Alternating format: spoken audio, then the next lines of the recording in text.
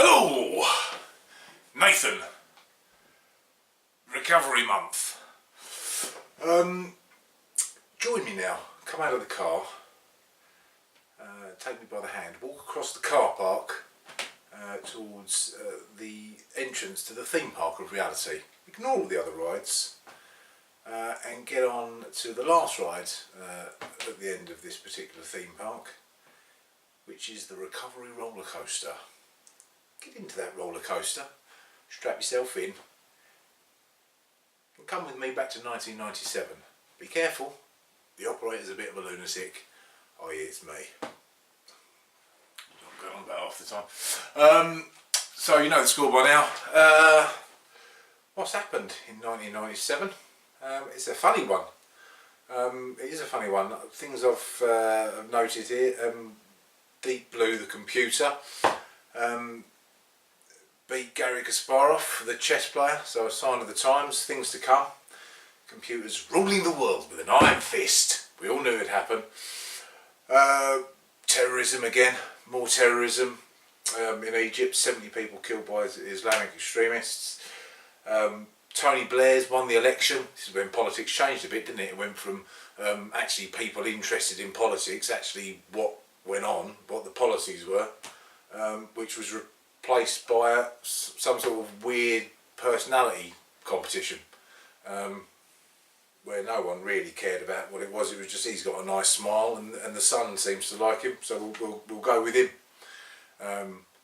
He might start a war illegally, he might not, we don't know. We'll wait and see. What else? So we had a weird one. There was some strange passings away. Obviously we know Princess, Her Royal Highness Princess Diana passed away that year, as did Mother Teresa, and notice that was overshadowed. Mother Teresa was not mentioned. I'm not saying one death's any more notable than any other death. Not the case. But it was, I think it was a sign of the times that Mother Teresa was roundly sort of not mentioned a lot, which was strange. And the notorious B.I.G. died in the same year. What a funny old collection that is. And the film As Good As It Gets came out, which is lovely. If you've never seen it, watch it. Spice Girls, #1. Again, weighed out on the other side. The 9 Inch Nails were very popular at the time. Still are in my brain. So what's been the age-old question? What's been happening today? Well, where do I start? So I had a conversation about this thing I'm doing with a friend of mine who's also in recovery. He's known in this house as the Poet, and he's known to me as the Poet. Because he is one. No matter what job he'll ever do, he will be a poet. It's in his heart. He's a very good one. Upon first meeting this man, he had all the demeanour of some sort of Dickensian East End vagabond or pickpocket, or a cheery one. But he's grown to be a very dear friend of mine. The first sentence that would probably left my lips when first meeting him in a previous life would have been, "Officer, this man's bothering me." he's a fantastic bloke, and I enjoy speaking to him and having him as a mate. But he said to me, quite rightly, he's an inquisitive fellow, "Who's this aimed at then, fella? Oh, this, you know."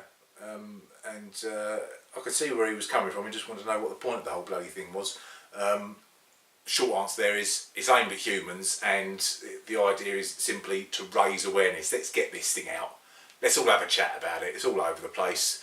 People are hiding in basements talking about it, and it's rife. It's absolutely rife. So let's all have an adult conversation about it and find out what's going on.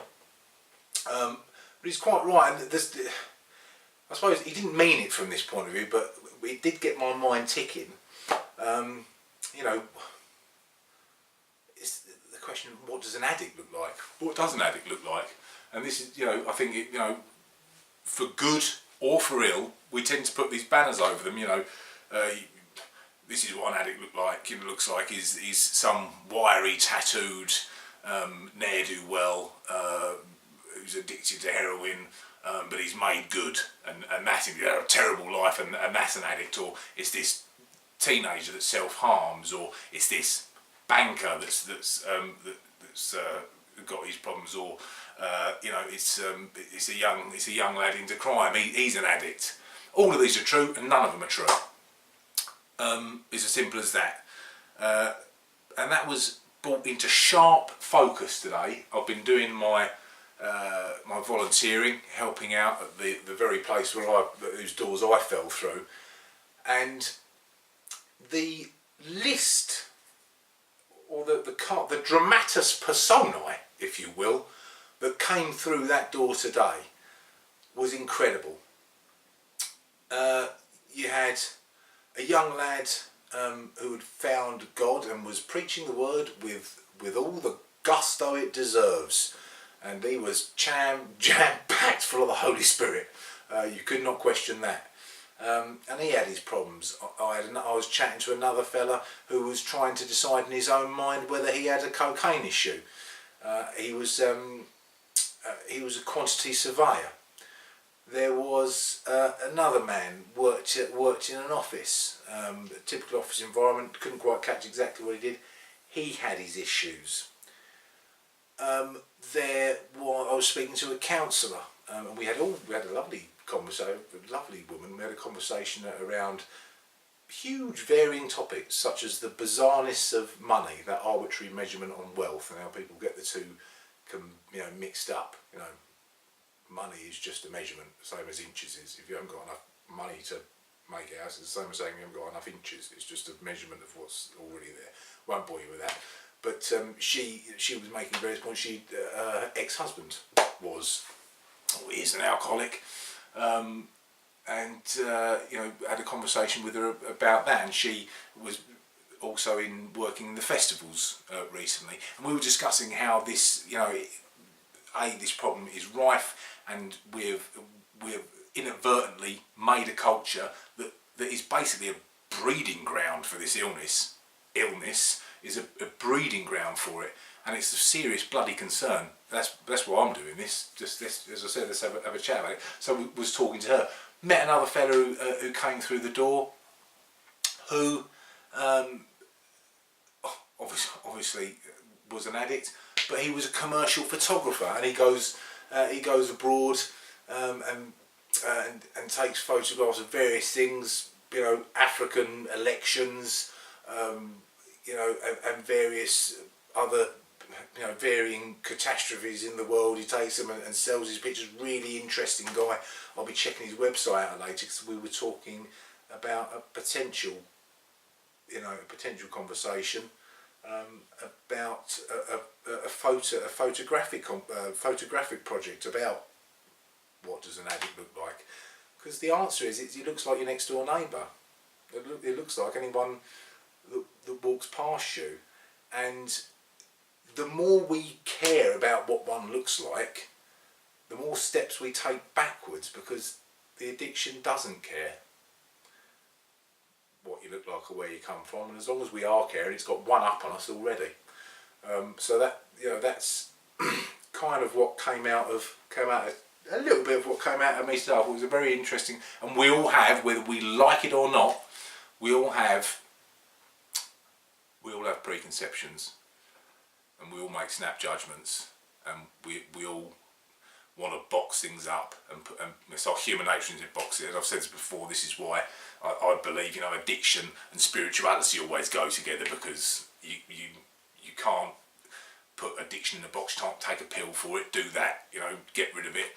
It's a misty grey area, as is spirituality. You can't quite prove it, can't quite see it, and so they make very easy bedfellows, I think, and which is why the two are often linked during the whole process of recovery or whatever. A lot of people do find God and are into spirituality. I believe in God, and spirituality is a big part of my life. I can't remember what I haven't said before. I think I've mentioned that. If I haven't, I've mentioned it now. So that's where I'm from today. An important point, I think. So there you have it. Other things that have happened to me today. I did previously. I've done ear acupuncture, I wasn't quite sure about it. It was very relaxing. I gave it another go today. My body doesn't like it. I'm telling you now. In they went, and within seconds, the lovely music was being played. You know I like all that. I'm sitting down with the old, the bells tinkling away. I'm trying to picture myself floating through the cosmos. And they were flying out. Someone had to duck. Ding! Gone. Body doesn't like it. I think I'll probably stick to the mindfulness, but whatever works. That made me talking about flying through the universe very, very quickly. When I was talking to one of the guys that I met today, he said, "Isn't reality boring? That's why I do it. I want to change reality. Isn't it boring?" And I thought, I've realised it's not. How can it be boring on this bizarre creature, on this orb of blue and green in the middle of this infinite universe? If you can't see how strange that is, how can that be boring? I'm part of that earth. I'm nature's awareness of itself. I think that's odd. That's a trip, if ever there was one. But there you go. So I'm feeling really good today. I'm still feeling good. Maybe it was ear acupuncture. Maybe it did do good, and I just can't see it. Drage's okay. I know many of you, Mum, maybe worried about Drage. Don't. She's ruined her cage again, and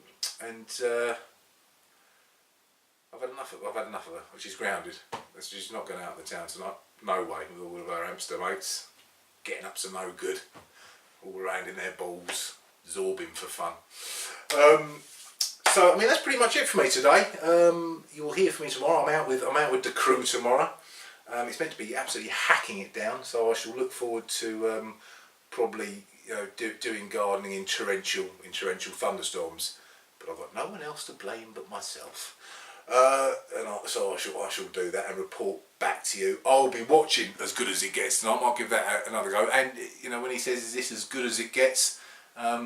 If you don't realise that yes, this is as good as it gets, and my God, that's as good as it needs to get. Maybe try looking at things in a bit of a different way. Well done for all you're doing, whatever you're doing. If you are trying in a positive way to deal with any issues that you've got. I will be this evening reading this cheery little number, the 2017 drug strategy, put my teeth back in. I know what my strategy is, avoid them, but someone's given me that, so I don't know how far I'll get into that without nodding off into some deep slumber. As you always know, in this hand is love and in this hand is peace, and I'm throwing them at you in a random way. Look after yourselves, be safe, and I will catch up with you tomorrow. See you later.